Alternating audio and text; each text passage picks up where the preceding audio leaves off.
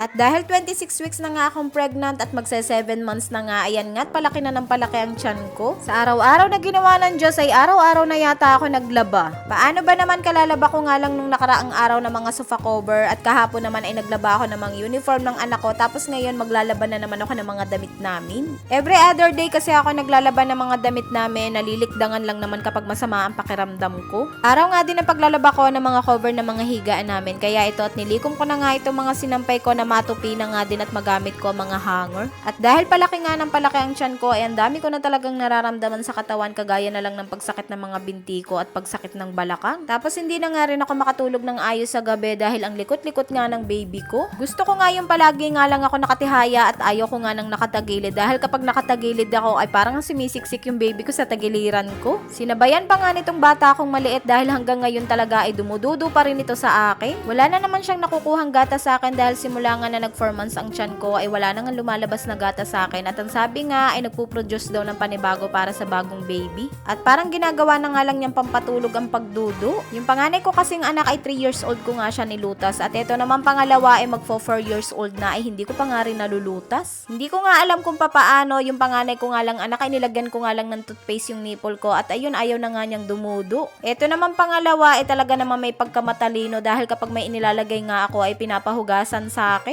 Kaya ayun nga ang pinag-iisipan ko ngayon kung paano nga siya ilulutas. Naaawa din naman ako dahil yun na nga lang ang pampatulog niya. Sa madaling araw kasi nagigising talaga siya at siya na nga nagtataas ng damit ko. Minsan nga ay tumatalikod ako, kaso nga lang hinahanap talaga niya at pati ako'y nagigising na nga din. Kakadaldal ko nga ito nga at tatapos na rin ako sa paglalaba at pinupunasan ko na nga itong washing. Basang-basa na naman nga itong sahig dahil umuulan nga at tumutulo nga dito sa kusina. Kapag kasi naglalaba ako ay iniingatan ko nga ding mabasa ang sahig dahil baka nga mamaya madulas ako. Kaso nga lang tumutulo nga dito sa kusina, kaya ayan at basa na naman ang sahig. At syempre dahil pagod nga ako sa paglalaba ay nagbukas nga muna ako nitong parcel pampatanggal pagod. Grabe, tuwang-tuwa nga ako dyan dahil hindi ko talaga akalain na ganyan kaganda ang darating sa akin. Ang expectation ko kasi ay manipis nga lang yan dahil mura nga lang ang bili ko. Pero nagulat talaga ako sa quality niya dahil bukod sa makapal ay malambot pa nga. Lalabang ko pa sana yan, kaso nga lang nagandahan talaga ako at hindi ko na nga nilabhan at nilagay ko na nga sa throw pillow.